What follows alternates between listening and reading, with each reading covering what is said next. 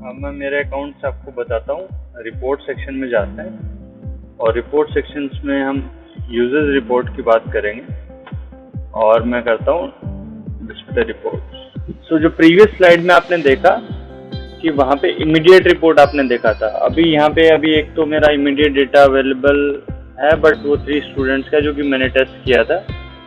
Otherwise मैं आपको ये बताता हूँ कि इमीडिएट और उसमें चेंजेस क्या हैं। जो डिटेल्ड रिपोर्ट है, जैसे ये BKBIT का आज का जो क्लास है डिजिटल इलेक्ट्रॉनिक्स, वो मैं ओपन करता हूँ। 61 कैंडिडेट्स, ठीक है, इस पे क्लिक करते हैं। फाइन, तो इसका इमीडिएट मेरे पास रखा हुआ है और डिटेल यहाँ पे है, तो इसके डिफरेंस हम आपको बताते हैं। अब इसको मैं करता हूँ एक्सपोर्ट रिपोर्ट। फाइन, तो ये अब आपका सेव हो गया।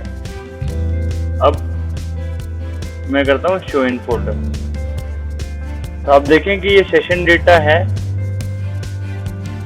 और ये प्रिलिमिनरी सेशन डेटा है। तो 3 तारीख का जो प्रिलिमिनरी सेशन डेटा है उसमें और इसमें डिफरेंस क्या है।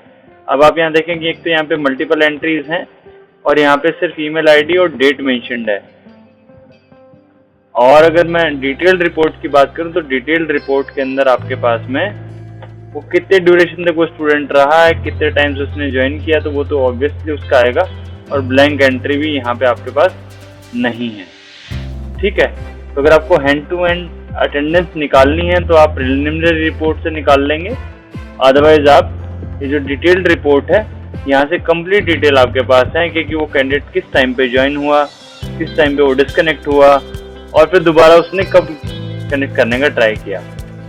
अब मैं आपको इसका एक कॉपी बना के ये बताता हूँ कि कैसे हम सॉर्ट आउट करेंगे। तो लेट्स से अगर आपको अटेंडेंस प्रीवियस डेटा से भी निकालना है या यहाँ से भी निकालना है, तो दोनों में आपका केस सेम रहेगा। अब स्टूडेंट के जो नेम है वो हम उन्हें मान के चलेंगे कि वो नेम आपका कांस्टेंट है। तो अब हम सबसे पहले क्या करते हैं कि हम यहाँ पे फिल्टर लगा देते हैं। Alt+D+F से फिल्टर लग चुका है अभी हमारा।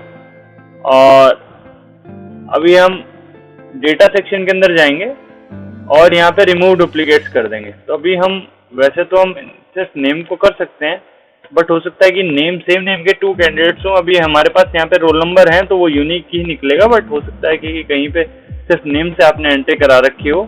तो हम नेम और ईमेल दोनों ले लेते हैं और इनमें रिमूव डुप्लीकेट्स कर देते हैं, ठीक है। तो 10 डुप्लीकेट्स एंट्री यहाँ से हट चुकी हैं। अब जो फिल्टर लगाया था उससे मैं इनको A to Z सॉर्ट कर लेता हूँ, ताकि कोई अगर डुप्लीकेट फिर भी एंट्री है तो मुझे पता चल जाए।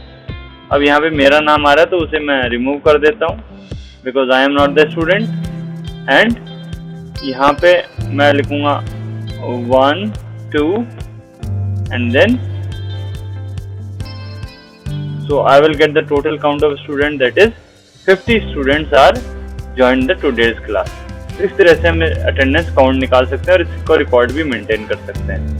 तो ये आपका, और यहाँ से अगर आपको और एनालिसिस करना है तो आप स्टूडेंट्स को सॉर्ट करके और उनका क्यूमुलेटिव टाइम भी निकाल सकते हैं। जो डुप्लीकेट एंट्री है वो सॉर्ट करने पे एक साथ आ जाएंगे और आप टाइम निकाल सकते हैं कौन स्टूडेंट कितनी देर तक ज्वाइन रहा, ठीक है। तो ये 2-3 आपके एनालिसिस हैं जो कि आप यहाँ से कर सकते हैं आफ्टर द क्लास।